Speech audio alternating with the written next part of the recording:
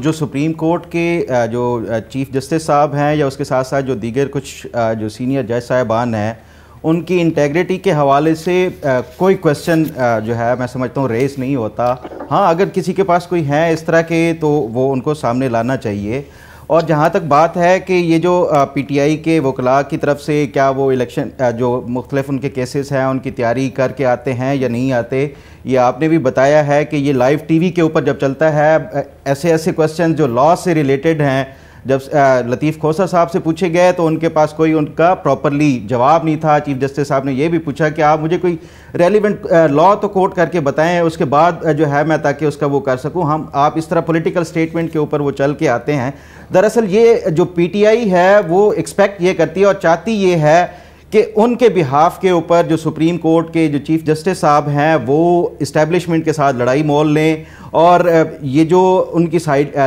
लें जो पीटीआई की तरफ से। हालांकि ये जो जितने भी अदालत की तरफ से अगर आप इसका कंपैरिजन कर लें लेवल प्लेइंग फील्ड के हवाले से भी हो या मुकदमात में जो रिलीफ दिया गया है पीटीआई को, उसका कंपैरिजन कर लें जो साबका अदलिया का अगर देख लें 2016-17 की, तो उससे भी आपको एक ड्रास्टिक किस्म का जो है डिफरेंस आपको खुद वो हो जाएगा कि जो पिछली जो 2016-17 में जब पैनामा पेपर्स के बाद जो नवाज शरीफ को या उसको सजाएं दी गई, उसके बाद जो अपीलें हों या इस तरह की जितने भी हों लंबी लंबी डेट्स दी जाती थी। नैब इस तरह एक्टिव था कि बगैर किसी जो है रेफरेंस दायर किए इंक्वायरी स्टेज के ऊपर भी सियासतदानों को मीडिया के हवाले से भी जो है वो उठा लिया जाता था। अदालतों से कोई रिलीफ नहीं मिलता था, 3-3 महीने की जो है वो डेट्स नहीं मिलती थी अपीलों के हवाले से भी। आज अगर आप देख लें, अगर हम ये कंपैरिजन देखें, आपको फैक्ट्स के साथ करना होता है। आप साइफर कितना बड़ा केस है, कितना बड़ा ये एक इल्ज़ाम है जो स्टेट सीक्रेट के हवाले से, उसमें सुप्रीम कोर्ट ने इमरान खान को कितना बड़ा रिलीफ दिया है। आप खुद इमेजिन करें कि ना सिर्फ ये कि इनको जो ज़मानत के हवाले से मंजूरी दी गई और उसके साथ साथ जो केस के फैक्ट्स के हवाले से भी उसमें फैसले में वो बताया गया है। तो ये एक प्रोसिक्यूशन, क्योंकि ये ट्रायल अभी होना है जो साइफर केस का भी हो, तो ये जो प्रोसिक्यूशन के लिए एक बड़ा टफ गाइडलाइंस सुप्रीम कोर्ट ने सेट कर दी हैं। तो इसी तरह के जो दीगर हैं, आप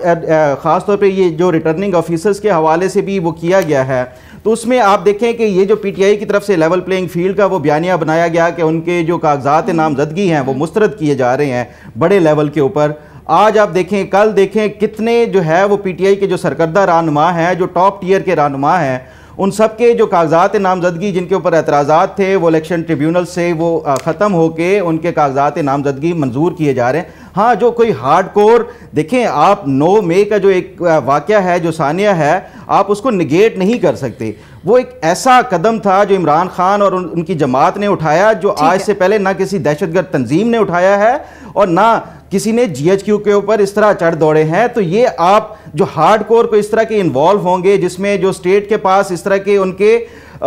सबूत भी हों, अगर वो ये चाहते हैं कि उनके भी इस तरह के कागजात नामजदगी बिल्कुल जो है वो मंजूर हो जाए, तो मेरा ख्याल है कि ये फिर आपको जो लॉ है या कानून है और जो शवाहिद है, रिपोर्ट में बताया जो अदालत में कहा कि 76% कागजात पीटीआई के मंजूर हुए हैं, बट फिर भी पाकिस्तान तहरीक इंसाफ ये कह रही है कि काफ़ी जगह पर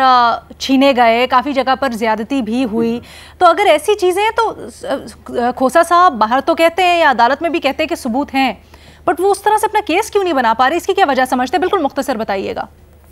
मैं समझता हूँ ये जो है इनके पास केस से ज़्यादा ये पोस्ट इलेक्शन सिनारियो का जो है वो एक ग्राउंड्स जो है वो तैयार कर रहे हैं कि जो इलेक्शन के नतीजे आएंगे उसके बाद इन्होंने जो तहरीक चलानी है उसके लिए ये कर रहे हैं। ये अदरवाइज ये इनका लीगल या लॉ या कानून के हवाले से ये कोई, मेरा ख्याल है जितनी भी आपने